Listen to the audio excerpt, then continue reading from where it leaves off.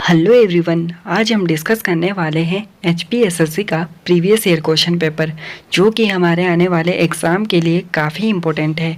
आज हम डिस्कस करने वाले हैं ज्योग्राफी और हिस्ट्री के कुछ इम्पोर्टेंट क्वेश्चन जो कि एग्ज़ाम में बार बार पूछे जाते हैं, तो वीडियो को अंत तक ज़रूर देखें। सबसे पहले क्वेश्चन की बात करते हैं, किस देश को यूरोप का कॉकपिट कहा जाता है? तो इस क्वेश्चन का राइट आंसर है ऑप्शन डी, बेल्जियम। स्विट्ज़रलैंड की बात करें, यूरोप का खेल का मैदान कहा जाता है।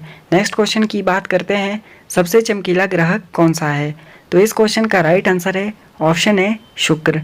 शुक्र की बात करें, इसको पृथ्वी की जुड़वा बहन भी कहा जाता है। बुध की बात करें, सबसे छोटा ग्रह है। बृहस्पति की बात करें, सबसे बड़ा ग्रह है। अगले क्वेश्चन की बात करते हैं, विभ्रंश घाटी है।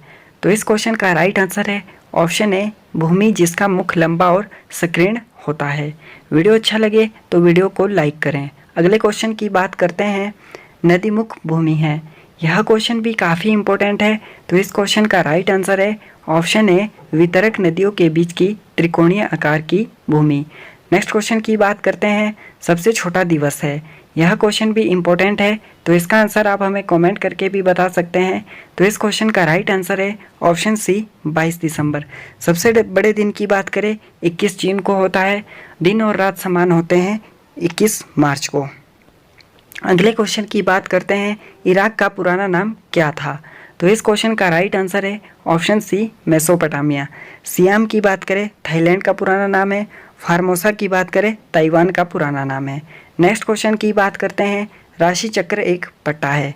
यह क्वेश्चन भी काफ़ी इंपॉर्टेंट है। इसका आंसर आप हमें कमेंट करके भी बता सकते हैं। इस क्वेश्चन का राइट आंसर है ऑप्शन ए, 12 नक्षत्रों का। वीडियो अच्छा लगे तो वीडियो को ज़्यादा से ज़्यादा शेयर करें। अगले क्वेश्चन की बात करते हैं, करक संक्रांति होती है।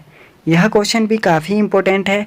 तो इस क्वेश्चन का राइट आंसर है ऑप्शन बी, 21 जून। अगले क्वेश्चन की बात करते हैं, बर्फ़ की झोंपड़ी जहां एस्किमो रहते हैं कहलाती है। यह क्वेश्चन भी काफ़ी इंपॉर्टेंट है और कई बार एग्जाम में पूछा जाता है। तो इसका आंसर आप हमें कमेंट करके भी बता सकते हैं। तो इसका राइट आंसर है option A, igloo. Next question की बात करते हैं, विश्व का सबसे बड़ा द्वीप कौन सा है? तो इस क्वेश्चन का राइट आंसर है ऑप्शन सी, ग्रीनलैंड। सबसे छोटे देश की बात करें, वेटिकन सिटी है। सबसे बड़े देश की बात करते हैं, रशिया है। नेक्स्ट क्वेश्चन की बात करते हैं, भारत का प्रथम मुक्त विश्वविद्यालय कहाँ स्थापित हुआ? यह क्वेश्चन भी काफ़ी इंपॉर्टेंट है और कई बार एग्जाम में पूछा जाता है। तो इसका आंसर आप हमें कमेंट करके भी बता सकते हैं। इस क्वेश्चन का राइट आंसर है ऑप्शन ए, हैदराबाद। वीडियो अच्छा लगे तो वीडियो को लाइक करें। अगले क्वेश्चन की बात करते हैं, दस्यु कौन थे? यह क्वेश्चन भी काफ़ी इंपॉर्टेंट है। तो इस क्वेश्चन का राइट आंसर है ऑप्शन डी, भारत के मूल निवासी। नेक्स्ट क्वेश्चन की बात करते हैं, बुद्ध का जन्म कहाँ हुआ था? तो इस क्वेश्चन का आंसर आप हमें कमेंट करके भी बता सकते हैं। कई बार ये क्वेश्चन एग्जाम में पूछा जाता है। तो इसका राइट आंसर है ऑप्शन डी, लुम्बिनी। बुद्ध के जन्म की बात करें, 563 ईस्वी में हुआ था। बुद्ध को ज्ञान की प्राप्ति बोध गया में हुई थी। बुद्ध की मृत्यु कुशीनगर में हुई थी। लुम्बिनी की बात करें तो यह नेपाल में है। अगले क्वेश्चन की बात करते हैं, नालंदा विश्वविद्यालय कहाँ स्थित है? तो यह क्वेश्चन भी काफ़ी इंपॉर्टेंट है। तो इस क्वेश्चन का राइट आंसर है ऑप्शन बी, पटना के समीप। अगले क्वेश्चन की बात करते हैं, दीन ए इलाही क्या था? यह क्वेश्चन भी इम्पोर्टेंट है। तो इस क्वेश्चन का राइट आंसर है ऑप्शन डी, अकबर द्वारा शुरू किया गया एक धार्मिक पथ। इसको अकबर ने 1582 ईस्वी में शुरू किया था। अगले क्वेश्चन की बात करते हैं, सरदेशमुखी से क्या तात्पर्य है? यह क्वेश्चन भी काफ़ी इंपॉर्टेंट है। तो इस क्वेश्चन का राइट आंसर है ऑप्शन बी, एककर। अगले क्वेश्चन की बात करते हैं, रत्नावली किसने लिखी? बुक से रिलेटेड क्वेश्चन एग्जाम में बहुत बार पूछे जाते हैं। तो इस क्वेश्चन का राइट आंसर है ऑप्शन ए, हर्ष।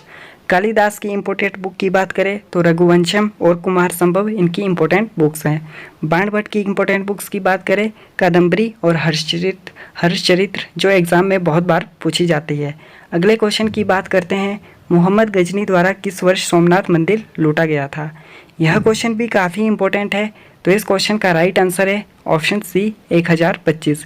इससे रिलेटेड क्वेश्चन जो एग्जाम में पूछा जाता है, मोहम्मद गजनी ने कितनी बार भारत पर आक्रमण किया? तो इसका राइट आंसर होगा 17 बार। राजा राम मोहन राय किससे संस्कृत नहीं थे? तो इस क्वेश्चन का राइट आंसर है ऑप्शन सी, संस्कृत शिक्षा। अगले क्वेश्चन की बात करते हैं, शिमला कॉन्फ्रेंस कब हुई थी? यह क्वेश्चन भी काफ़ी इम्पोर्टेंट है। तो इस क्वेश्चन का राइट आंसर है ऑप्शन है 1945। अगले क्वेश्चन की बात करते हैं, सिंधु घाटी की मोहरें अधिकांश संभावित रूप से हैं। तो इस क्वेश्चन का राइट आंसर है ऑप्शन है संपत्ति स्वामित्व को दर्शाती थी। आज के लास्ट क्वेश्चन की बात करते हैं, ब्राह्मण वह किताबें हैं जो सरोकार रखती है। तो इस क्वेश्चन का आंसर आप हमें कमेंट करके भी बता सकते हैं। इस क्वेश्चन का राइट आंसर है ऑप्शन बी बलिदान के विज्ञान से।